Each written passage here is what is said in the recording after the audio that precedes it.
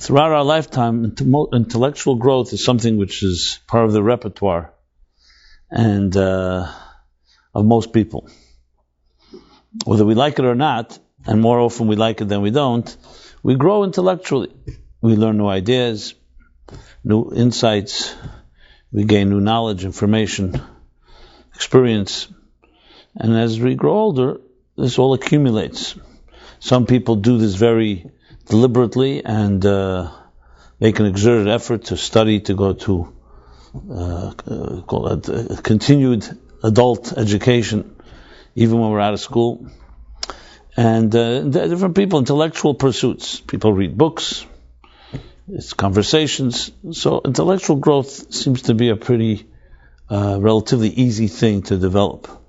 This doesn't always mean we change our opinions, but we grow with more ideas, more knowledge, and so on.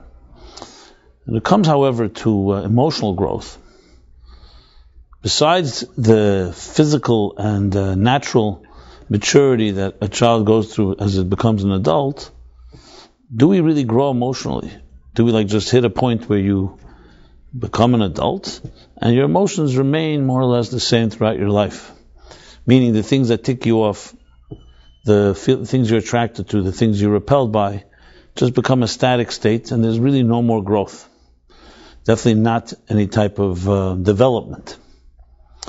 In other words, is it possible that most adults are simply children in the body of adults? Children in the body of adults, meaning they've never really grown up. The only thing is, as adults, we know how to mask and hide our feelings. So instead of having just an outright tantrum, we will control ourselves. But inside we can be seething and be just as immature as a child is. And you see this. You see people who carry grudges. You see when it comes to emotional matters, do we really have the ability to grow into mature adults? And what does it even mean to grow emotionally? So there's the concept of emotional intelligence. As I said, intellectual intelligence is a matter of a mind that learns new things. But emotional intelligence is a whole different story. First of all, being that emotions are subjective, we're far more wary and more careful. Intellectual pursuits, open mind, for ideas, academically, many of us can learn a new approach. But emotionally, we're subjective, and our interests are at stake, and we're not necessarily open to another way of feeling about something. If we have a deep-seated prejudice or a stereotype, it may be very difficult to shake. Emotions tend to become habits, and they become part of our routines. And when we're emotionally invested in something, it blinds us to seeing another position, another perspective. If we did not have emotional subjectivity, we would not have so many problems that we bring upon ourselves, because we'd be able to look at a situation objectively, review it, and correct it. How often do we not allow anything to enter us because we may have fear of rejection, fear of failure, different insecurities that affect us? So that area, if you're an insecure person, you're doomed to be insecure the rest of your life. If you have fears that haunt you, for whatever reason, for real reasons or for the perceived reasons, is it something you can grow through? Can we, in other words, just like the mind can grow and assimilate new information, can the heart and the emotions grow? And what would it take? It's a very big question. Some say we're wired a certain way and that's it. And as far as our emotions go, the way we grew up, the way we were born even, we can't change much. Today there's the study of genetics, but there's also epigenetics, which is discussing how behavior can actually change and affect your genetic makeup. In other words, as opposed to the fatalistic view that your genes define who you are, it's not just genes, but also behavior and environment and choices can actually change your genetic makeup. But that obviously takes more effort and more time and more work and so on. So it's a very important question to know to understand ourselves and what we're capable of, to understand our emotional ability to grow. I've been around people. I've grown up in different environments. Some of my teachers, I remember mentors. Some were brilliant, but some were immature like children. You could learn a lot of science from them. You could learn brilliant insights and thoughts and ideas, but you couldn't look at them as a role model of what it means to have a relationship. As a matter of fact, I remember some professors, some teachers that just didn't have relationships altogether. They lived in their mind, their brain. They weren't able to have a intimate communication, an intimate relationship, where two people sit down, can discuss something, can be intimate in the conversation, can be vulnerable. So you have a whole slew of individuals who may have great minds, but emotionally their hearts, their emotions are simply underdeveloped. And many of them even hide behind their minds. How many people play mind games or in other ways develop smoke screens and sophisticated armor that conceal basically an insecure child? So this is a big question in life, whether and how we develop our emotional makeup. Because at the end of the day, for us to be healthy human beings and to be self-actualized, you want to have the least amount of blocks and impediments. Just think of it even from a physical health. At the end of the day, what is physical health? Physical health is seamless flow of life energy through a healthy body, which means the circulation, the nervous system, all the systems are flowing smoothly and seamlessly throughout your body. An impediment, God forbid, in an artery or in any part of the body doesn't allow the energy flow, whether it's the blood or other forces to flow through. A cramp in a muscle, a wound in any other part of the body, what does it do? It doesn't allow the flow to be smooth. So think of it like a pipe system where everything is flowing well. Something blocks. That's what we call the root of problem. This can be through disease, it can be through infection, it can be through an injury, or it could just be through a deformity, it could be through age. All these things, the breakdown of health is really where, to use the language of the mystics, that the energies in the containers start becoming incompatible. So think of it like, you have a cup. A cup contains liquid. The same thing is, you have an appliance, so it allows electricity to flow through it. If there's some type of breakdown, or a part wears down, ages and erodes, it won't allow the energy to flow through it. The same thing is psychologically. Psychological health is essentially a flowing system where your mind and your heart can just easily express themselves. There are no blocks. Now, what are the psychological blocks? In the physical health realm, a block can be a clogged artery. It can be a growth. It can be as I said, a wound, and so on. What is a blocked psychological passage? A blocked psychological passage is fear, for an example. Your fear. If whatever you have fear of something, as I said, either it's real fear or perceived fear, or insecurity, anything that inhibits expression is a psychological block and will have an impact on your life. It's inevitable. Because when you have to make an important decision, or a commitment, or especially when things get closer home, where you're vulnerable, that's in areas of relationships, or any other area where you feel exposed, so then all these fears and insecurities become like blocks in the pipes.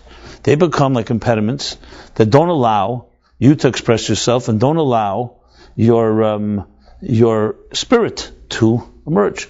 When a person says, I went to a party or I went to an event and I felt inhibited, I felt I couldn't express myself. What's going on? It means that for some reason something's not allowing you to just be yourself. Now, a good contrast always in healthy situations, in any situation, you want to contrast health and lack of health, just look at what any doctor does when they take, let's say, an x-ray of your lung. So you'll see they'll place the x-ray of a healthy lung juxtaposed near the lung that the x-ray was taken off to look. This is what a healthy lung looks like. Here's what one is not healthy, whatever. Maybe there's a growth, maybe there's a blockage, maybe there's some other infection, etc. When you want to have a juxtaposition to what is a healthy individual where everything is flowing, as I always point out, that's a child. Look at a newborn child or a young child that has not yet been toxified or polluted by the environment in which we live or by people. So a child has no inhibitions. A child that you see crawling around, exploring the world, uninhibited, free abandon, just everything is there. That's a healthy spirit. So just like physical health means that there are no impediments, spiritual health and psychological health means there's also no impediments. But then we develop fears. We develop all kinds of different impediments. This may be, we may pick it up from our parents, we may pick it up from other adults. And I look for the record, when I say fear, of course there are certain things we should be afraid of. And obviously there's a dangerous situation. But I'm talking about a fear that stops you from really being yourself. And when I say fear, I mean in the broadest sense of the word. So we pick that up from our environment, from society. If you surround yourself, you live around insecure individuals, you usually develop insecurities. Because those projections of adults shape us in our formative years. And as I often give the example, a child is like a warm ball of wax. That every experience is etched in this warm wax, and as the wax hardens into the adult we become, it now becomes part of our personality. So what we have here, a situation is, in other words, that's how psychological health begins to deteriorate. It begins with usually environment, the people around us. Obviously life experiences. God forbid a child experiences a loss of a parent or a close one early in life, especially early in life, anytime, or a divorce or some other trauma. This has deep impact on the child's sense of security. When parents, for example, are not available, absentee, they're busy working in order to give the children security, and in the process create insecure children, which is the irony of our times. So that what happens is the child begins to question themselves. You'll always see in therapy when children talk about, or adults talk about traumatic experiences as children, they always blame themselves. Because the child is very innocent. The child sees something going wrong. It doesn't blame the parent who the child worships and sees as God. The child blames itself.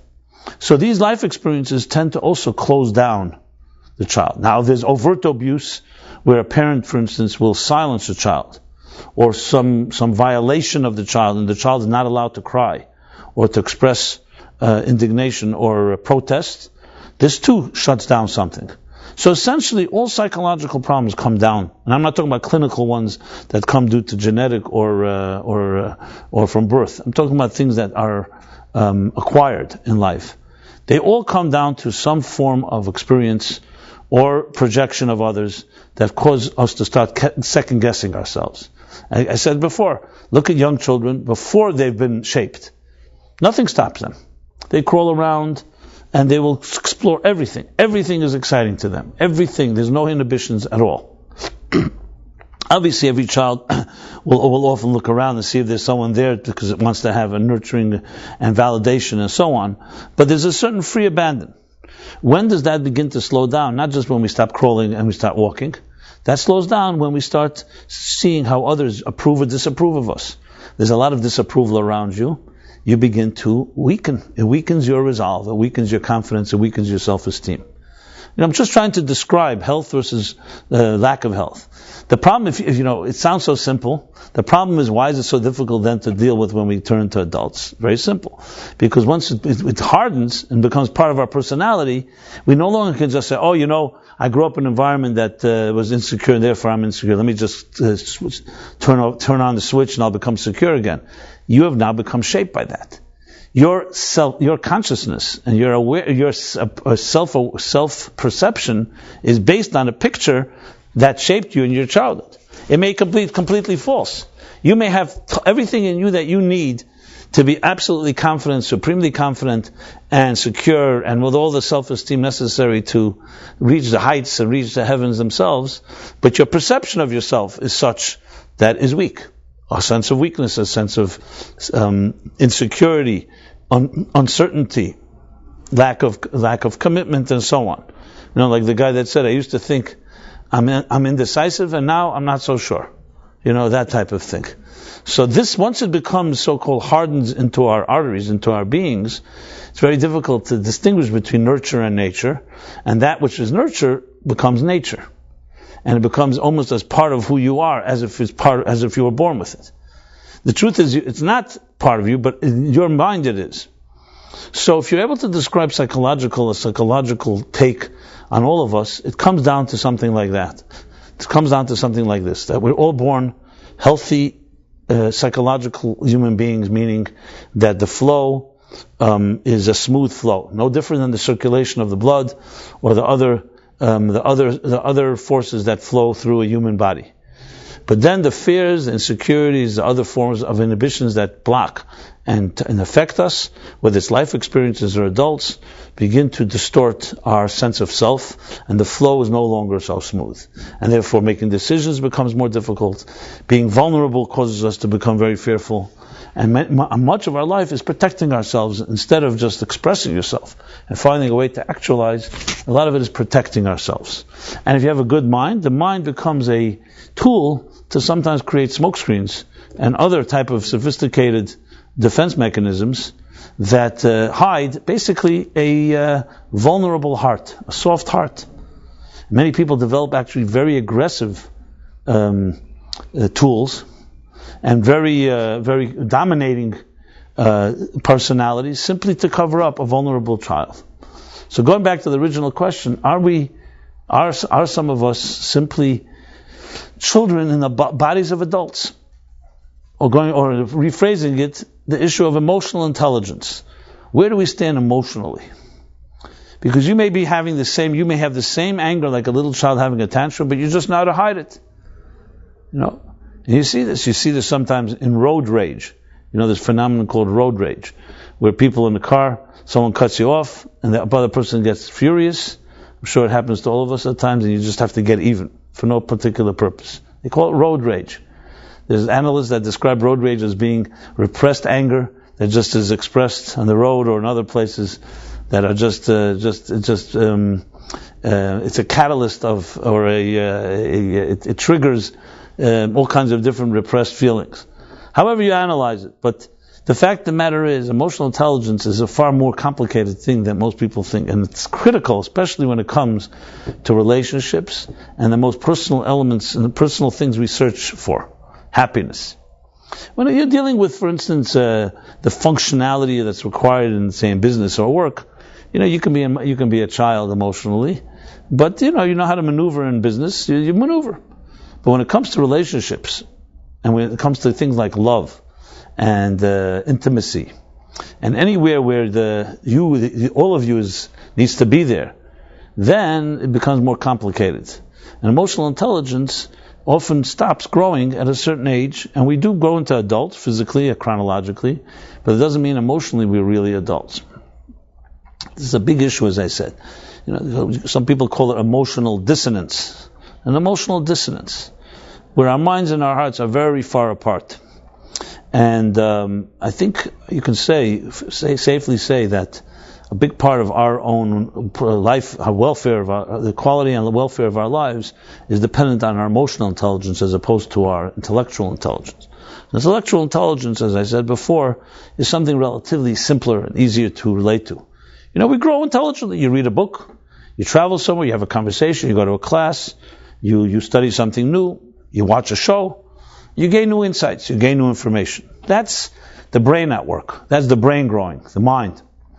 But then there's the whole thing, does the emotions grow? Can we grow emotionally? Can we work on something? Things that, for example, as I said, trigger anger. Things that attract us, repulse us. Can we work on that? If you're in a relationship and suddenly something really disturbs you, can you work on that it shouldn't disturb you? Or do you have to simply swallow it? In other words, can we work on these emotions? Or are we just doomed to be whatever we're shaped? For example, in the animal kingdom, so animals are wired a certain way, and you can't expect them to change that wiring. When a predator has to hunt, you can't tell the predator, listen, let's push this off for a few years or something like that. That's how the animal's wired. Animals react to certain things. This is part of nature. No different than just trying to tell the sun it shouldn't be hot or the water shouldn't be wet. This is the personality of existence. When it comes to human beings, we also have a personality. We're also wired a certain way, but we see that we're able to far more control over our emotions. You can be hungry, and nevertheless you can fast. You can hold back from eating for an entire day. An animal doesn't have that ability. I'm just giving you a small example. Something can provoke you, and you can choose to react or choose not to react. So we have ability to control, repress, and somewhat subdue or tame our emotions and feelings. But that still doesn't mean they grow. It just means you have the ability to so-called turn on the switch or shut off the switch, or at least monitor it to some extent. Keep it at bay. But emotional growth means actually developing and growing emotionally to a deeper place. In any loving relationship, a couple would love to be able to know, which unfortunately so often doesn't happen, that once they join together, they marry. So most people see marriage, as Woody Allen puts it cynically, the death of hope. That's how he calls it, which means it's the end of everything. Why? Because now you already made there's no more drama. The fireworks are over. Everybody's committed, and it gets back to the boring, monotonous relationship. And many people feel that way. They feel to keep spice in a relationship, you have to have some type of mystique, something forbidden even. The French can talk a lot about this, how they see relationships in this context. Americans have their own view on the matter. But the bottom line is, it's based on one premise, that you can't grow emotionally with somebody. You reach a point, you already made the commitment, the chase is over. When you date each other and there's still people playing hard to get, or actually still have much to develop in trust between each other, so then there's still something that drives it. Once there's a comfort between two people, you can argue, okay, it's over now, there's no more excitement. Maybe there's commitment and there's security, but it becomes then just a part of the furniture and part of something that is monotonous. The whole point of relationship, of having something that is exciting, unpredictable, spontaneous, seems to be lost. But that's built on the premise that emotions and emotional relationship has nowhere to go. You've reached a plateau, and that's it. But if you could actually grow emotionally, then on the contrary, two people make a commitment to each other because they love each other, then love just begins. It's the beginning of a journey that can be very exciting, but it's based on understanding how do we grow emotionally. And growing emotionally is something we're not really trained to do. Most of our schooling teaches us intellectual growth at best. Here's how you gain knowledge, here's how you focus, here's how you write, here's how you organize ideas. All the different sciences that we study, whether it's physical, political, or social sciences. The arts as well. But to grow emotionally really means something completely different. Which school teaches us to do that? So good schooling may offer us also discipline, etiquette, and learning to respect and treat each other nicely. But that's almost primitive when it comes to emotional growth. That's the basics of being a mensch, of behaving like a human being, kind, compassionate, considerate. Emotional development, what I'm talking about, is actually growing emotionally, which means looking at your actual emotional makeup, your pathology, and doing something with it, transforming it, doing something with it, developing further. Not unlike the growth that we do intellectually, but this is on an emotional level. And as I mentioned earlier, one of the big challenges involved here is because emotions are subjective. And it's not comfortable, especially if you have fear or you're vulnerable. Very few people want to put the microscope on their emotions. It can be very terrifying. It's like someone looking at you very close up. Our minds, most of us don't have a problem. You want to talk to me? I'll play a mind game. We can play chess, and we metaphorically speaking. But emotions is far more complicated. Why am I elaborating so much on this? Because as I said, I believe this is the heart, lies at the heart, no pun intended, of real growth, and the heart of most of our issues and challenges, because it comes down to our fears and other stuff, and especially discussing it because tomorrow, Friday, will be the end of the 200th year bicentennial of the yahrzeit, the passing of a great man, one that many people are not even aware of. I would coin him even as being the true father of modern psychology. Almost 100 years before Freud, lived a man called Rabbi Shneur Zalman of Liadi, a great rabbi, scholar, sage, mystic of the highest order. But as it is with many of the Torah scholars, because they wrote their language in Hebrew and weren't necessarily appreciated or known in the secular world, most of their insights and their brilliance and revolutionary ideas remain pretty much locked in books. But just for the record, you may say, well, if nobody recognized them, how do you know they're real? Well, the fact is that we Jews have been around a long time, so I'm pulling a little rank here. And Jews are known to be pretty intelligent people. I mean, people plant out of 30-40% of Nobel Prizes, in case that's something that impresses you. are Jews. For a disproportionate number of only 14, 15 million Jews among 7 billion people on this planet, you could say it's pretty cool. The question is not just the intelligence, where people argue where does it come from, but there's actually major contributions. There was once a man called Moses, and no one knew of him as well, except a few Jews, a few million Jews. A man called Moses. And the Bible describes Moses as being the greatest prophet, person who receives the Torah at Sinai and presents it to the Jewish people. And until the birth of Christianity, and then Islam, 700 years later, Christianity around 1,000 years after Moses was not necessarily a world-known figure. Today he's probably the most famous one of all, even more famous than the one that the other Jew that Christians worship. Moses, the first prophet of them all. A man like Abraham, who knew of him back then. Today, 4 billion people on the planet who see the Bible as their holy book, the first holy book at least.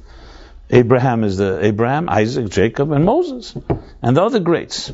So it shouldn't surprise us that sometimes a person can be a hidden gem, an unsung hero, and actually change the world, and the world doesn't even know about it for 1,000 years.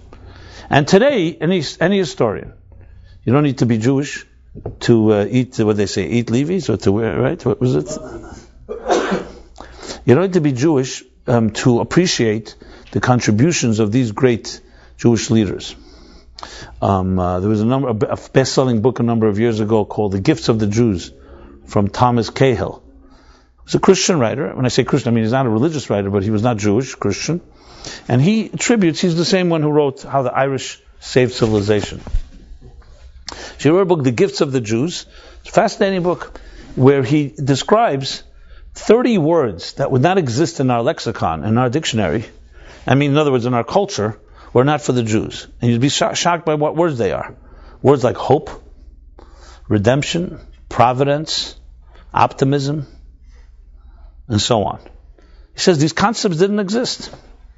There's another book by Michael Novak, another non-Jewish writer. I'm specifically saying they're non-Jewish because I want to point out it's not necessarily that's from a Jewish source. He wrote a book called On Two Wings. It's an excellent book. It's an academic book. He's a scholar. And he writes about the birth of this country, the United States. He says that the founding fathers, and one of the main titles in the book is The Basis of American Democracy in Jewish Metaphysics. It's Torah metaphysics. And it's not theory. The whole book is really basically excerpts of letters and correspondence and writings of the founding fathers. Thomas Jefferson, Thomas Paine, John Adams, Madison. It just quotes them. Where did they get the ideas? They built a country like this. The first time a country that guarantees individual rights. Where did they get that concept from? So good, they have Locke and some other philosophers over their time. But it's rooted directly in Torah thought. The concept that every human being is created equal.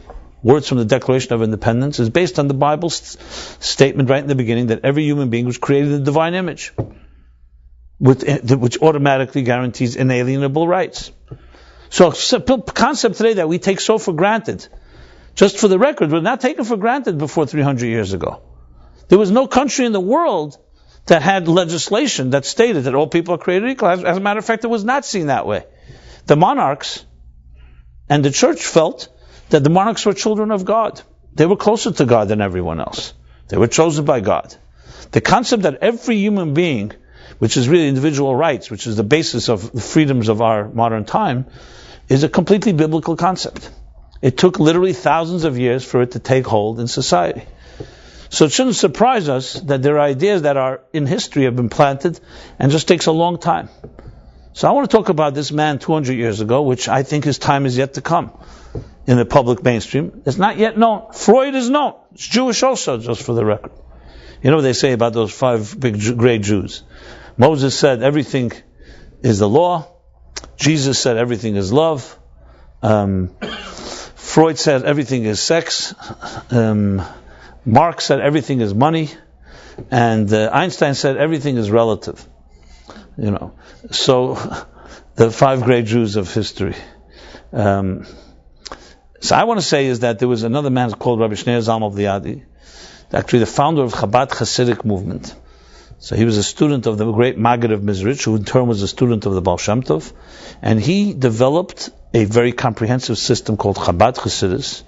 Being that this week is the end of 200th year, he passed away in 1812, this month in December 1812, and therefore, so last year, 2012, and now we're ending 2013, is the end of 200 bicentennial of his passing.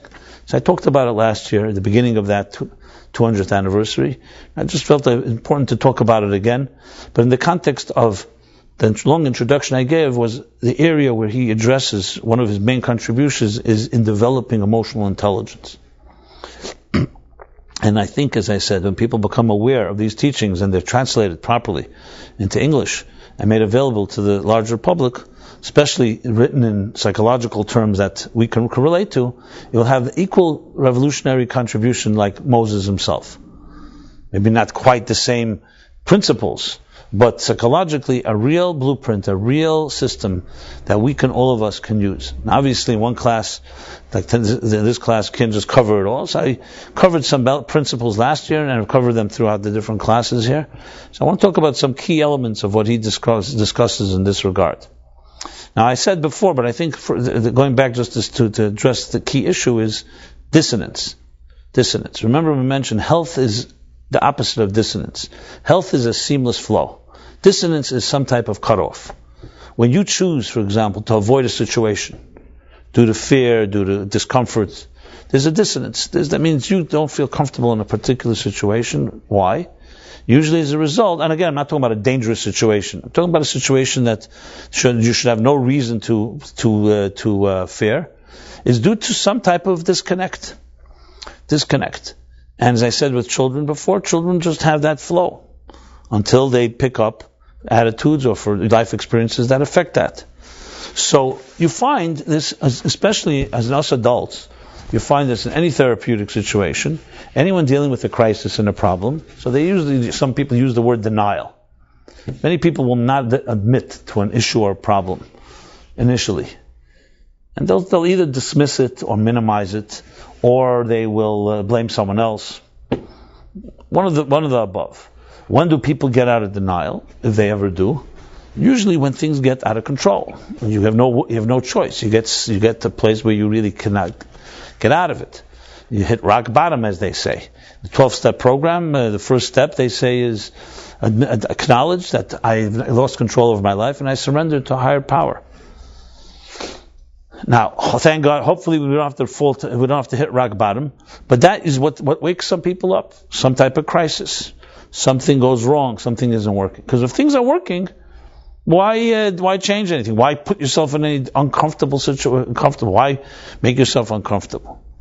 And this often becomes a type of silent cancer that affects us in very detrimental ways. For example, let's take a relationship. Man and woman having difficulties in their relationship, and if they go into some form of denial or minimizing, it usually doesn't bode well, because that's not going to work for both parties. And one person's going crazy from it, the other one says nothing's going on, or they both are in denial. However you mix the pot, you mix the formula, it doesn't help any type of growth. What is a healthy approach? A healthy approach is something went wrong. I look at it in the face. I take the bull by the horns, and I try to resolve it. But that's less common. Being accountable. Most people don't like accountability. They'd rather just say nothing really happened. It's called a cover-up. Most big problems in life don't begin as big problems, by the way. It's exactly like you get lost in the woods. Does anyone suddenly get lost in the woods? You don't get lost in the woods. You veer off the path. You're driving or walking. You walk over, you veer off. You don't even realize you veered off. So in the beginning, if you nipped it in the bud and stopped, you just go right back on the road. But let's say you didn't catch it. You start going. Time passes, and suddenly you find yourself somewhere so lost, you can't find your way back. Like anything. How many people would be alive today? How many diseases would have been avoided if someone caught it right in the moment? Now, I'm not always blaming stuff. Sometimes we don't. No. But sometimes we dismiss it. So a little infection, don't let it fester. You nip it, you heal it, and that's that. You don't let it happen, it starts spreading. Once it starts spreading, far more complicated. Psychologically, exactly the same thing. All issues do not begin as big ones. I mentioned before children.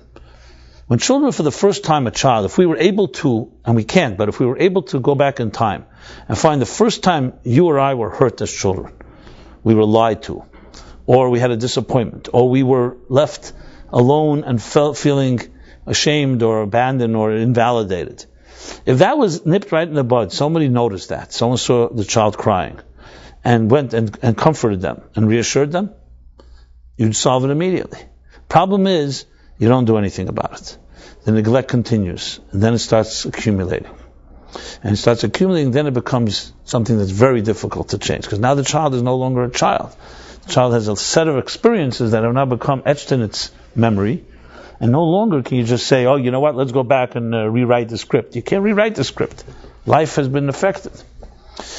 So, the denials we go through, or the different machinations, the different tricks we play with our minds and with others of avoiding situations, is really simply someone that's been hurt that's trying to avoid the situation. You can't even really accuse anyone or anything, because that's part of how we protect ourselves. So there's a dissonance that's created. How many of us really understand ourselves? I don't know if you've ever really spoken to someone in therapy or in other situations. You often have. You discover that how you see yourself, no one else sees you that way. What happens one day you wake up and you think, my perception of myself, how I think people see me, and then you find out that no one sees you the way that you think they see you. It's not exactly very exciting to hear that. So we can create our own self-image, and it's not really our image. I often mentioned, unless you're an actor or you've worked on your voice, most people don't like their voice on a recording. You ever hear your voice on an audio tape?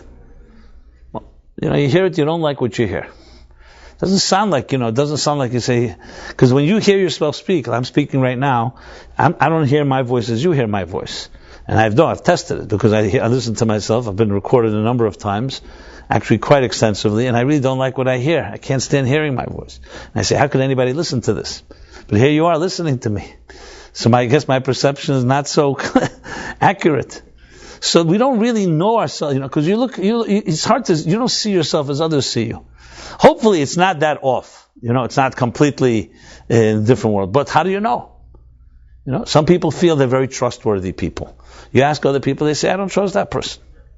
Some people feel they're very compassionate. They're good listeners. You ask someone else, they say, no, he's not such a good listener, or she. And often when I deal with couple counseling, you often see this. The couples, how they perceive themselves is very different how the other party perceives them. And of course, when this was a real breakdown, that's when there's a real real complications. So there's a dissonance in this whole structure here. And one of the great challenges in life, and especially I would say in modern life, is the dissonance is even deeper today than ever before, because everything is amplified today.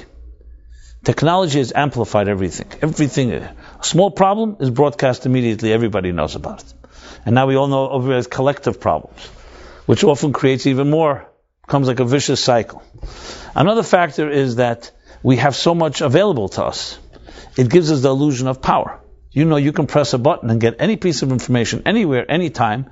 So it can create a delusion that I haven't made. But if you look at technology, it's done nothing to help relationships. As a matter of fact, some people say it actually undermines relationships, because when's the last time you had a personal conversation with someone? The world of texting and Facebook and social media and mobile phones, human conversations are becoming obsolete, sadly. So what we call connections, meaning communications and connections, in many ways have created a type of almost like living vicariously through a soap opera. Like some people tell me, my most exciting thing is I watch these shows and I live my life through that. So instead of living your life, you're living your life through someone else. The same thing as technologies can create an illusion of so-called control, power, and so on. So there's a deep dissonance that goes on in our lives, because we have such advancements on one end, but at the end of the day, we're still the same vulnerable human beings, the same needs, fragile, insecure, have our fears, need love, need validation, need just companionship. need intimacy, healthy intimacy. So dissonance is a big one. So how does Rabbi Shneur Zalman deal with it? Which is really based on Torah thought, of course, but being that he was living 200 years ago, or he passed away 200 years ago, 250 years ago, and so on, he was essentially at the bridge, you can say, of the Middle Ages to the modern age. Because essentially, when we talk about the modern world, it goes back mostly 200 years ago. Industrial revolution is considered 1840, right? So we're almost 200 years since the Industrial Revolution. You go a little before the Industrial Revolution, we're talking about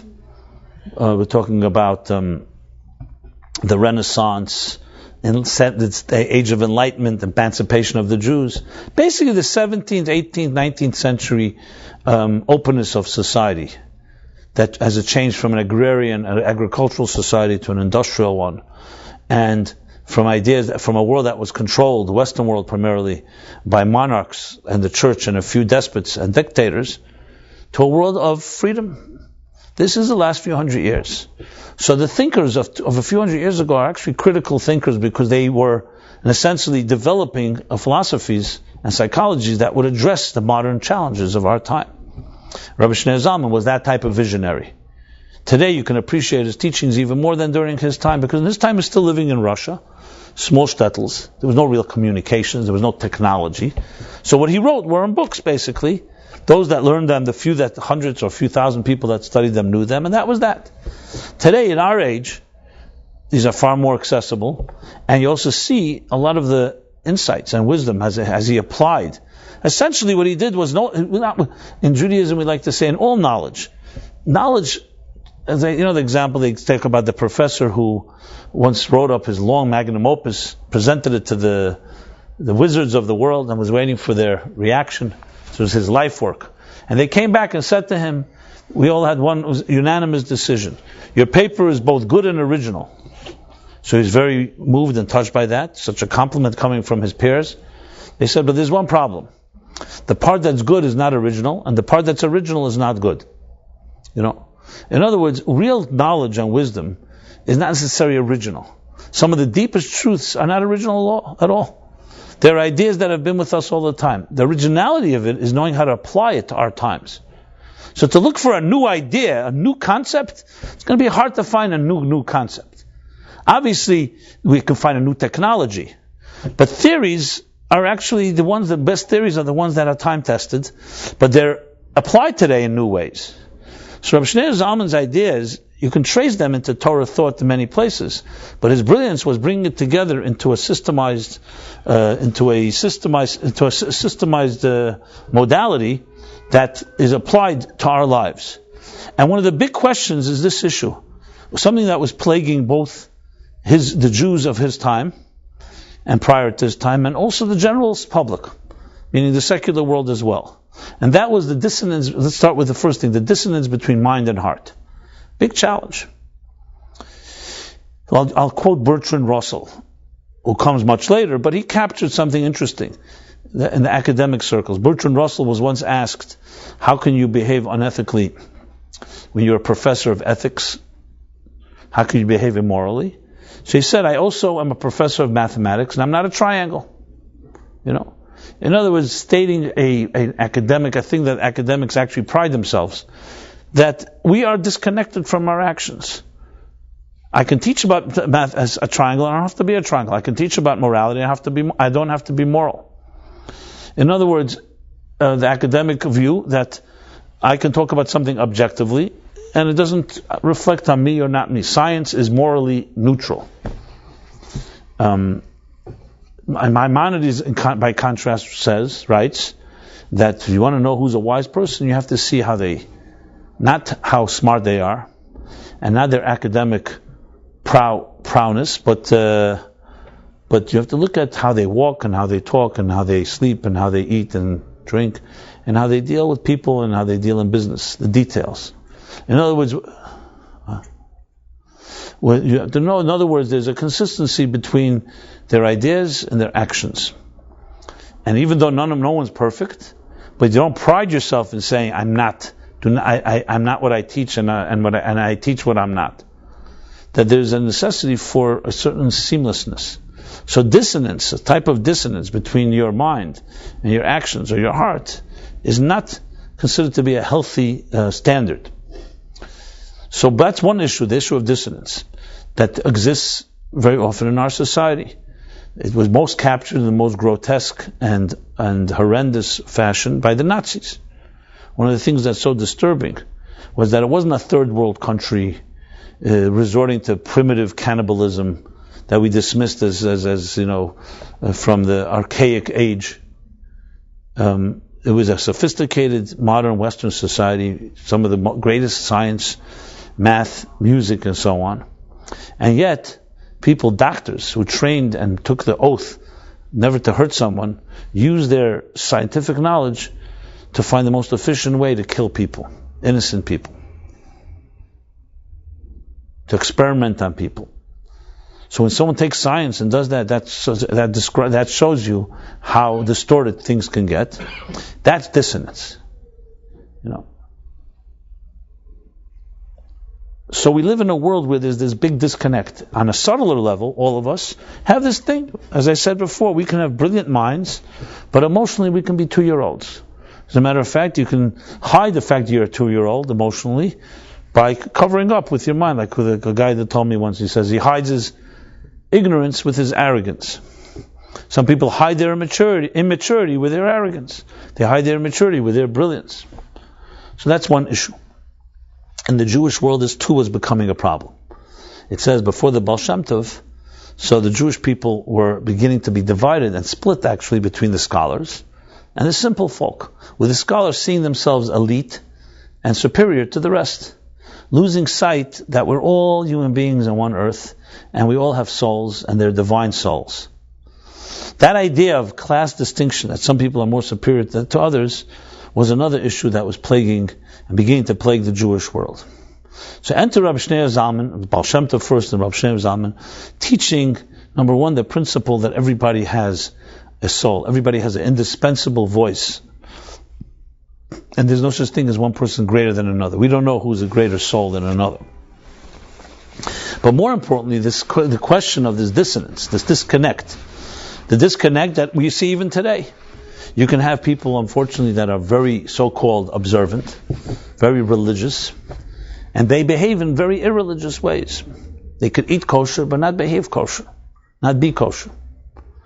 You see this, the Muslim world, which in the name of religion, is killing innocent people. This brings out, of course, all the radical atheists like Dawkins and others, and show religion is the source of all evil. Because religious wars are holy wars. And if more people have been killed, they argue, than anything in the name of religion, which I don't believe is true. Hitler wasn't exactly religious, and neither was Genghis Khan. So, you can't make that argument. But you could make the argument that religion doesn't necessarily protect from being aggressive. So when you see someone in the name of God being aggressive and hurting innocent people, you see a major dissonance. If you're a godly person, you should be a more compassionate person. Why is it that we see often that religious people are condescending, judgmental, angry?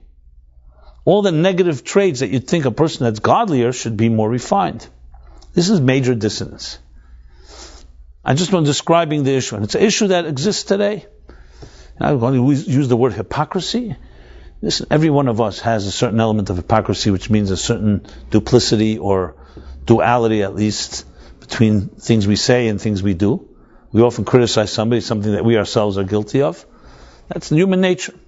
I'm not saying it's admirable, but that's how it is. So all this dissonance is a major factor. Now let's go into relationship area. Let's take this into relationship. In relationship area, as I described earlier, you can have two brilliant people who are married to each other. You can have two people who are close, but their minds and their hearts are not in the same place. And very often, when it comes to, as I said, emotional intelligence, they don't have what it takes. And they hide behind their minds, and ultimately, relationships deteriorate as a result. The list goes on, the different types of dissonance. I would say also in the Jewish world, you can have a person who is very devout, follows all the letter of the law in Judaism, keeps Shabbat, eats kosher, holidays, does everything, all the so-called rituals, but when you see their, as I mentioned before, you see their personality, you don't see that they're more evolved. As a matter of fact, some people even argue the more religious someone is, the less spiritual they are. The more spiritual, the less religious. There's statistics that say in America, 90% of Americans, if not more, consider themselves somewhat spiritual. They have some form of God in their lives. And only 40% say they associate with a religion. That's a very big discrepancy, almost 50% discrepancy. Clearly, religion is associated with ritual. Spirituality is associated with a type of transcendence. Ritual can be something that's habitual, something that's robotic, mechanical. All the above is what Rabbi Shneur Zalman was coming to address. How do we create a holistic system that addresses the dissonance, the split between mind and heart, cognitive dissonance, emotional dissonance? This was one of the great challenges that he addressed, and addressed it in a brilliant way in the book of Tanya, which is his classic magnum opus, but also in a series of hundreds of discourses that he delivered during his lifetime. And we have them today in volumes. We have probably 30 volumes of his discourses, in addition to some of the book Tanya, as I mentioned. So, to sum up in some way what he addressed, was he delivered a psychological roadmap of what the human being is like, mapping out our so-called spiritual DNA. You know, in the physical sense of it, we know that the whole body, the human body consists of everything in the body consists of cells. Cells in turn have chromosomes, 32 times 2, 64 chromosomes. For X and Y, 32X, 32Y, from the father and mother, male and female. And then there is each chromosome has within it the genetic makeup, which in turn is made up of the DNA. So the DNA is the deepest we've gone so far in understanding the language, your code, the code that shapes who you are. What he went on ahead and described the cellular and chromosomic and genetic and DNA of the soul. What does the soul look like? What is it made of? And what happens as we develop from children to adults? And how do we deal with this dissonance? And how do we resolve the schism? And the key here is that we need to have something that becomes a working model for being a human being, for being a mensch, for being in a relationship, and working on yourself emotionally. So let's take the issue of fear and insecurity. How does he address that? So as that develops in a person's life, number one, if the soul, and this is his assumption, is that the soul is a God-given right to each of us, and by the virtue of our souls, we each are indispensable, and have everything we need to accomplish anything we want in this world.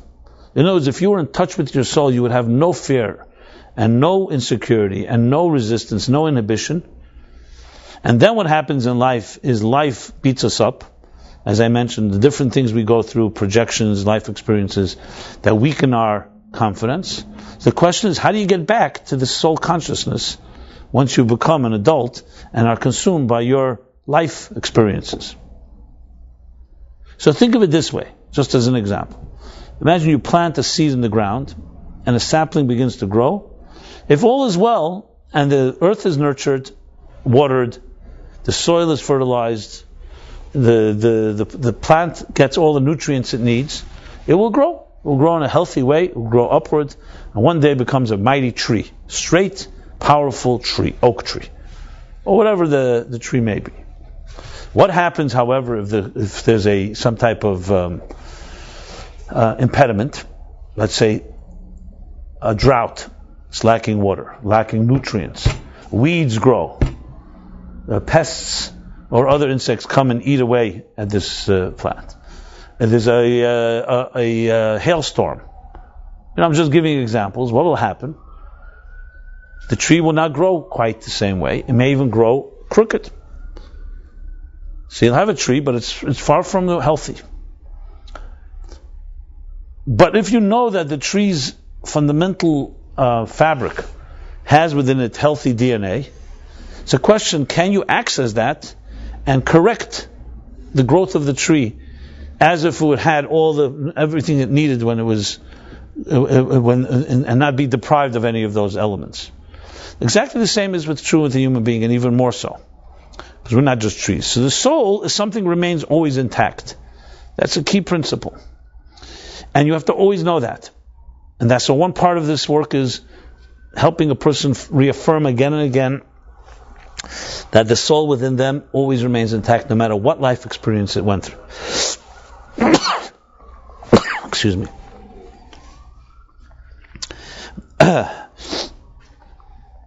The second thing is, what do you do now when our self-perception is one that is consumed by fear, by the insecurities, by the inhibitions that I've been describing?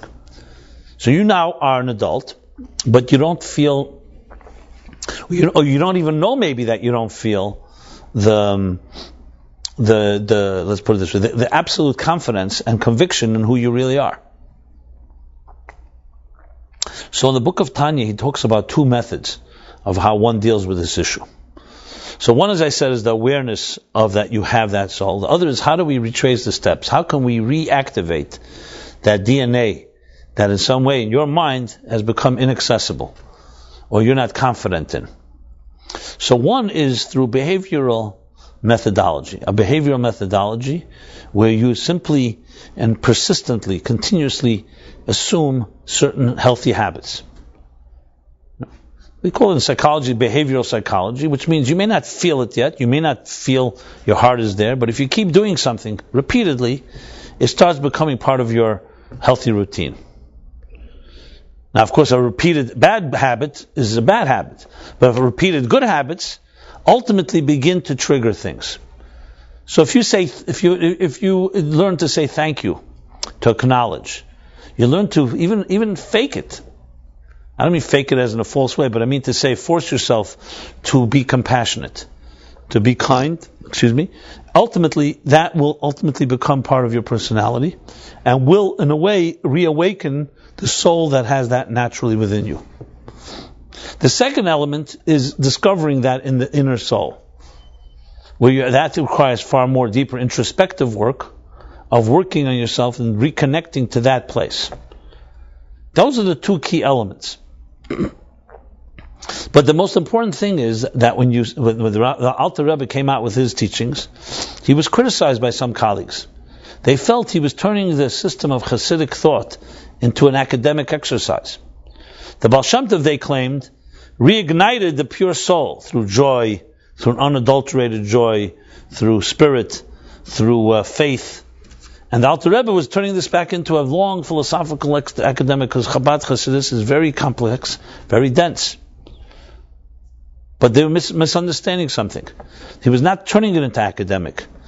Even though when you study it, you could experience dissonance just by studying these ideas, he realized that the way to the heart is through the mind. Because an emotional heart does not open up when it feels vulnerable. It's frightened. It runs away.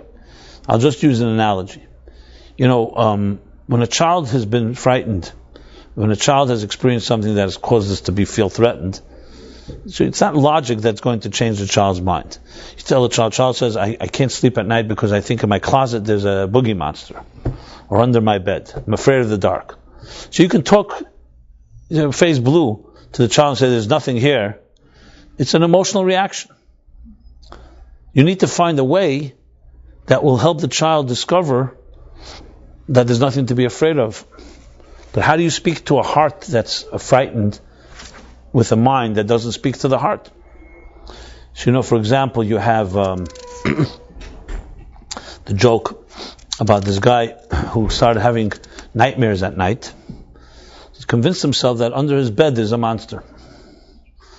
So his wife says to him, listen, go to a psychiatrist and then resolve this issue.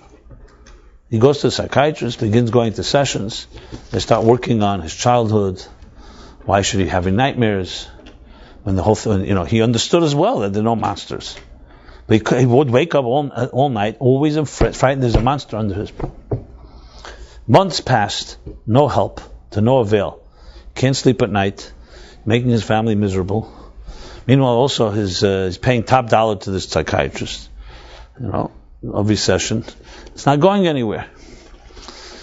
finally he says, you know what? One day he's in the synagogue, he sees the rabbi.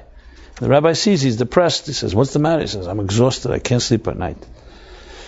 In addition, the money I've been paying to the psychiatrist is simply draining me. So the rabbi said, what's the problem? He tells him. So the rabbi gives him a solution. And that was it. Free. One solution. From then on, he slept peacefully at night. He doesn't see so he doesn't have to go back. He doesn't see the psychiatrist. Stops. Everything is great. His life is great again. One day he bumps into the psychiatrist. The psychiatrist asks him, what happened to you? You've been coming every week? So of course he's making the psychiatrist a little wealthier. I'm missing you. He said, I don't need you any longer. I went to the rabbi, he gave me a solution, and it's not costing me anything. And then I don't have to waste any more time and money with you. Psychiatrist said, what did he tell you? He told me to cut off the legs of the bed. That was it. So the bed was now on the floor, so he no longer had these nightmares. Because, the bed is now on the floor. So sometimes you could sit in therapy and spend 20 years explaining to someone there's no monsters, and you could go with a camera, look under the bed with a flashlight. If you have a fear, you have a fear. It's irrational. The rabbi was very practical. He cut the legs off the bed. The bed is on the ground, so he no longer have there. Can't be a monster. Can't get there. So sometimes you have to learn to manipulate yourself in foolish ways, because the fear itself is foolish. So you need something that speaks to foolishness, And that's one of the things that is critical here. You have to find methods. You can't just tell a child, don't be frightened. You have to find methods that help a child understand that there's nothing to fear. So one of the ways to do that is with cognitive discussion. One of the ways, they call it the cognitive life raft. I've seen that expression used in psychological texts, but it's very Chabad-oriented type of thinking. If you fear something, so to tell you go ahead and do it, it just is like forcing someone to do something they are absolutely terrified of. So if someone's afraid of water, jump into water. You can't. It's public speaking. They're terrified of public speaking. So to force them and even talk to them about it won't necessarily help.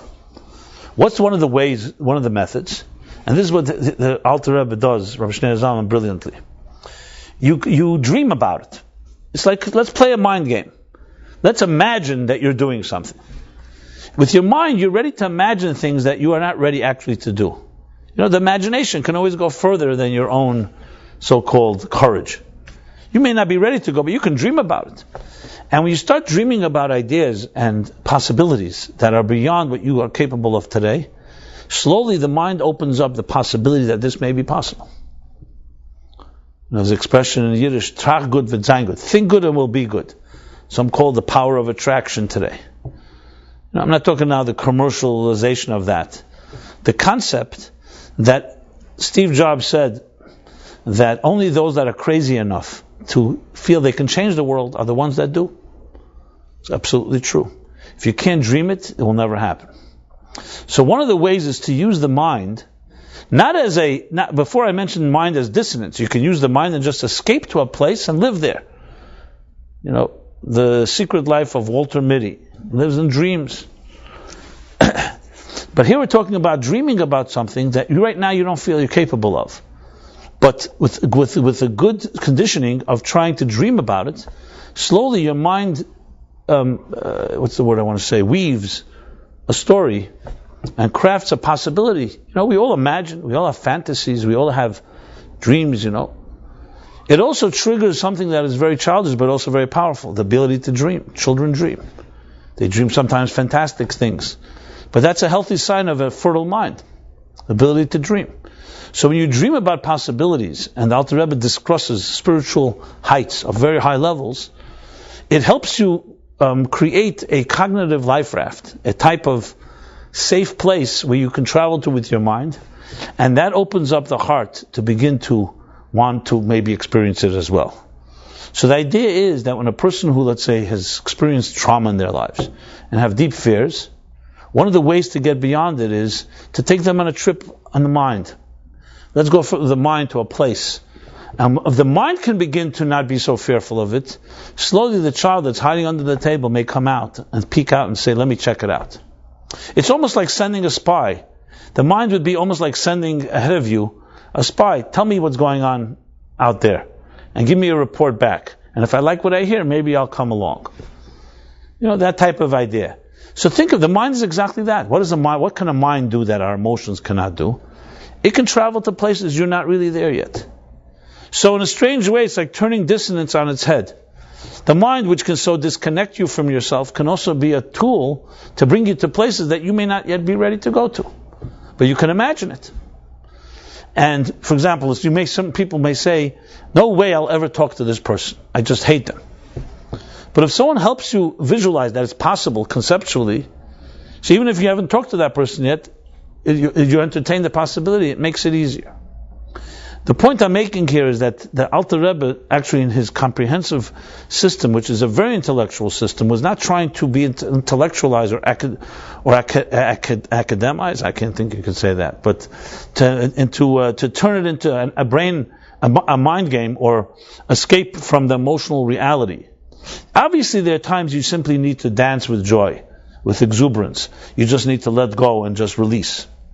But those are moments. You can't dance all the time, physically. You need to integrate that in our systems. And the mind becomes a tremendous tool of bridging the divine into our lives, by allowing us with our minds to go to places we could never go to on our own, to dream about it. And then what happens is the fragile heart, the one that may be afraid, the one that may have experienced insecurities, begins to say, it may be possible. And slowly it works. Slowly you can reconnect, even a broken adult, someone who's been disappointed, has been hurt, to reconnect to the enchantment and the confidence that you once had as a child. That is, in a brief nutshell, part of the system of the Alter Rebbe develops. Now, unfortunately, it's very easy to study these teachings of Hasidic thought and remain detached. You understand the concept, but you don't bring it actually into a practical, applied model. That, I think, is the challenge of our times. The challenge of our times is to turn it into something that works with children, works with adults, and that requires real work. But the blueprint the Alter Rebbe laid out in a brilliant fashion, explaining the dynamics of the soul, explaining what happens when the soul goes into its concealed mode, and then what happens is the fears and insecurities, what he called the animal soul, take over. The battle between matter and spirit within each of us. The battle between, let's call it between our selfish needs of survival and our transcendent needs. The battle between being giving and loving or taking care of yourself. That is a fundamental part of the picture. And one of the other fascinating things he says, that this battle is nothing to be afraid of. Because many people fear this battle. They say, look, life is so difficult. Every time I want to do something inspiring, everything I want to do something, right away there's another voice that comes and says, no, you can't do it, don't do it, take care of yourself. And he says, the Alter Rebbe, that's exactly what God wanted. That's the plan. There should be such a battle. That's what creates pleasure above. That there's a battle and you can fight this battle and overcome it. So we have essentially a blueprint for addressing this issue of emotional intelligence, which comes down to, yes, that you could work on your emotions. Now, to take this a step further, some of you may be familiar with the book I did on the counting of the Omer. You know the book, right? 49 days. Each day covers another one of the attributes, the emotional attributes. So we actually, just like I mentioned, DNA, just like our body is made up of a whole bunch of parts. We have, besides a mind and a heart, we have bones, and we have nerves, and we have blood cells, and blood circulation, and we have all kinds of systems, respiratory systems, and so on. And each part of our body needs different nourishment, different nutrients, different vitamins. The same is with our soul. Our soul is made up of 7 particular emotions. And they need to be fed. One is called kindness. Kindness isn't just being kind to another person, it's feeding the kindness in your own spirit. You're not kind, your kindness in your soul becomes hungry and thirsty, and it has to and can become unhealthy as a result.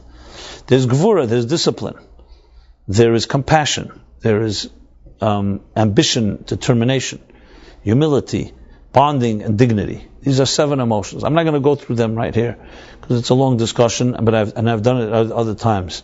But basically, understanding the forces that make you tick, you can then analyze and say, where do I stand emotionally? And that's where the work comes into play. A number of years ago, a psychiatrist in Salt Lake City called me. He runs a rehab center for drug and alcohol, people recovering from drug and alcohol addictions.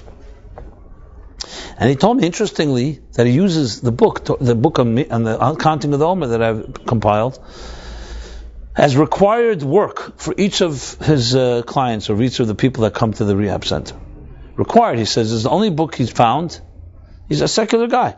He's found that actually helps people look at different components of their own emotional behavior, and with exercises and suggestions what to do about it. For example, there are people who are very, very giving, but they don't know when to stop.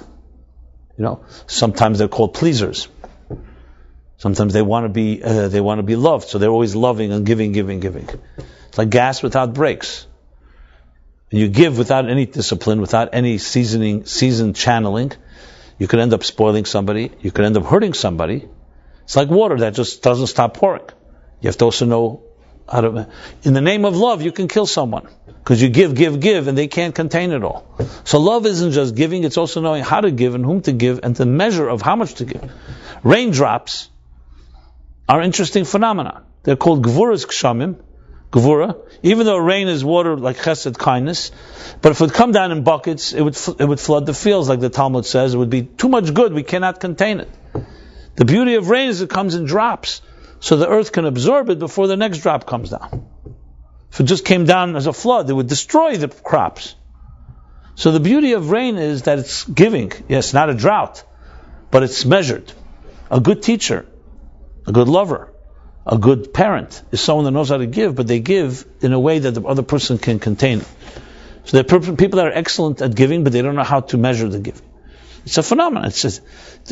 And that needs training. That you have to look at that. That's called emotionally growing. You look at how you do something emotionally, and your tendency and your nature, you want to give, and you look at yourself and say, no, I have to discipline that. Then there's the other extreme. You have people who are extreme disciplinarians. They're excellent at withholding. And sometimes they withhold too much. So Gvura needs chesed. You need to know you can't just be complete discipline and law and order. Javur in Lema Rab is a perfect example. Law and order. To the point of extreme. You need balance. Everything needs balance. And the same thing with other emotions. So it's a whole system. It's not just saying, oh, I'm wired this way and that's it. So I can study, I can grow intellectually. No, you can grow emotionally.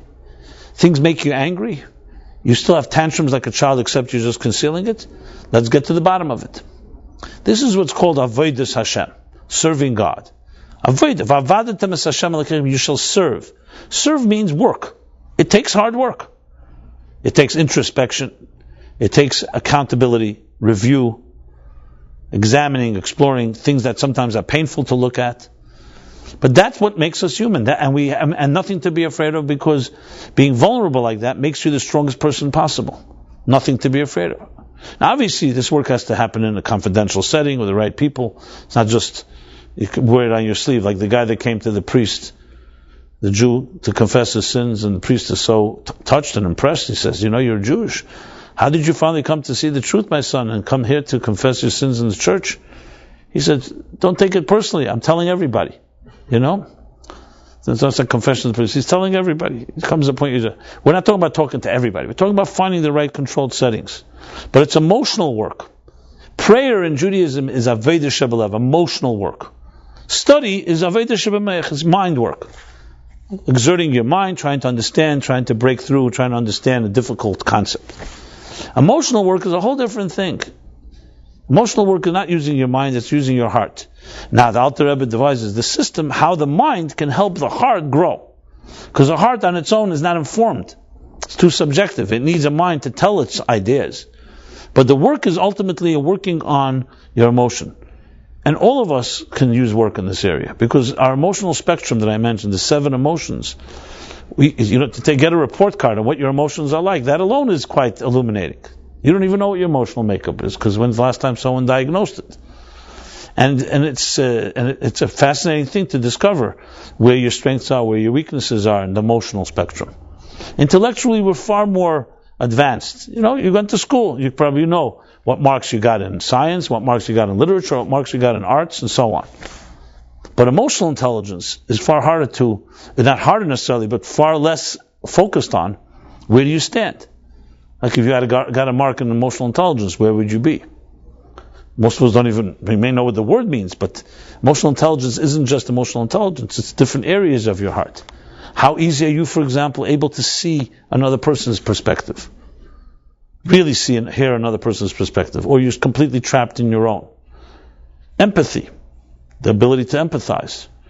And then there's other emotions. One by one, each of them comprise a part of what makes you tick. And then, of course, all 7 of them work together.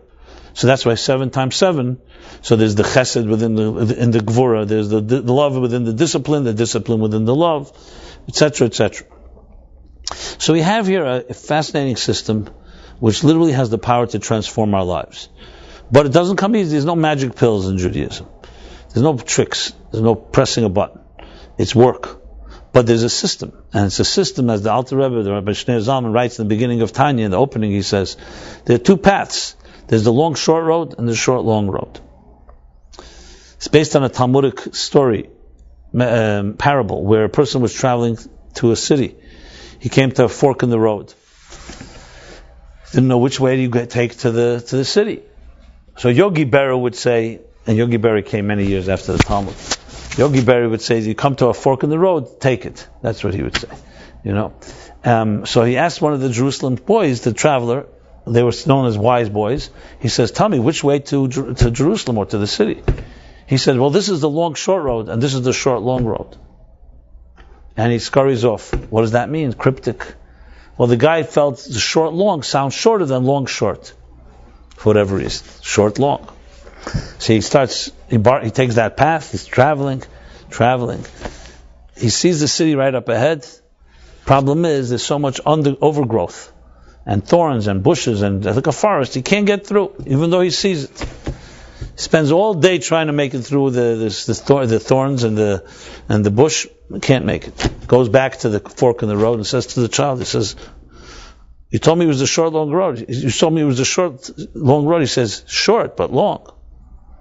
So now he takes the next road, long, short. Here, many more miles. He doesn't see the destination, but it's a straight path that takes him straight to the city. At the end of the day, he spends less time in the second road because it's long, but it's short. So most of us lean, if you had 2 options, we lean toward the quick fix. Instant gratification. I have no time. I'm a busy guy. Multitasking. I have no time for it. Give me the facts. Tell me what button to press, and that's that. And often that's at the expense. You start embarking on the short, but it becomes very long because you haven't integrated. You're not ready. You're not putting the work and effort in it. So you may get some results, but it's going to be very weak. Whereas the second approach is, this may take longer. Let's study. Let's prepare. But at the end, it's going to be a smooth road. And once you're there, you're there. You won't have to keep on going back. Very often this happens. I see people who spontaneously do something quick when it takes time. You feel people that fall in love quickly and they also fall out of love quickly. They say the difference between a log and a twig. A twig ignites quickly, but it burns out quickly. A log takes time to light. But once it's burning, it holds, it carries. So sometimes you need both. You need the twig to get the fire going, but then you need the logs to sustain it. And that takes time. Some things just simply take time. In this fast food age, we have to learn there's a process, and there's a process, and and things emerge. You can't always force it. 9 months that a child is in gestation and pregnancy, that takes time. You can't say, I'm going to knock it off in a month. You don't want to do that. It needs the process. And respecting the process is as important as anything, and ultimately gets the best possible results. I always tell the analogy of the caterpillar that was struggling to get out of it. Once the caterpillar goes into the cocoon, the chrysalis, it's struggling to get out of it as it's turning into a butterfly. And a person had compassion. He sees the butterfly struggling to get out of the cocoon. So he brings up a knife, a scissors, and he cuts open the cocoon, and out comes the butterfly. Beautiful butterfly, colorful. But sadly, he waits for the butterfly to begin to take flight, and it never flies. Because the butterfly needs the pressure as it struggles to get out of the chrysalis of the cocoon. The pressure forces liquid into the butterfly's wings that give it the aerodynamics that it needs to fly. This guy in his compassion didn't want the butterfly to struggle so much, so he cut it open. Those few minutes that he saved the butterfly from struggling ended up causing the butterfly to be damaged the rest of its life. We never know the need for struggle. Obviously, we don't need more than necessary.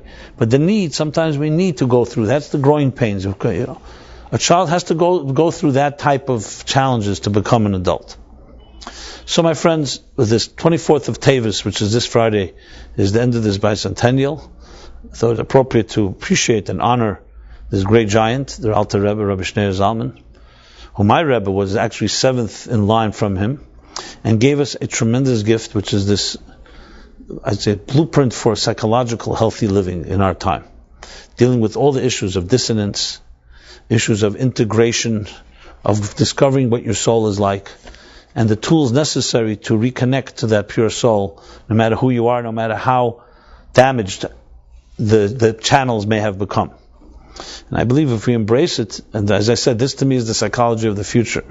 I'm committed with everything I have to do to try to turn this into a real viable working system. And hopefully that will be able to be the best preventive medicine. Because when there's a void and people don't find a healthy system, they turn to any system that will satisfy them. And hopefully ourselves, the Meaningful Life Center, our commitment for the New Year resolution, even though it's not Rosh Hashanah, but it's the secular Rosh Hashanah, secular New Year, is to develop such tools and create a comprehensive spiritual wellness center, which we're in the building right now online, built on these principles of growing emotionally and knowing how to take control of your life instead of it controlling you. So I want to thank you all for participating in every possible way as we come to the end of this year. And we continue our journey every Wednesday. Philip's class won't be taking place till next year, which is just a week away. And I wish you all Happy New Year. We could say that. And it's always an honor and pleasure to spend time with you. Please see us as a resource in every possible way. And I bid you all a very nice, warm week, a meaningful week, one that is infused with this with vitality of bridging and joining the our childlike enthusiasm in adult bodies, not our childhood immaturity, but our childhood enthusiasm as we grow into great, emotionally evolved adults. Thank you so much. Thank you.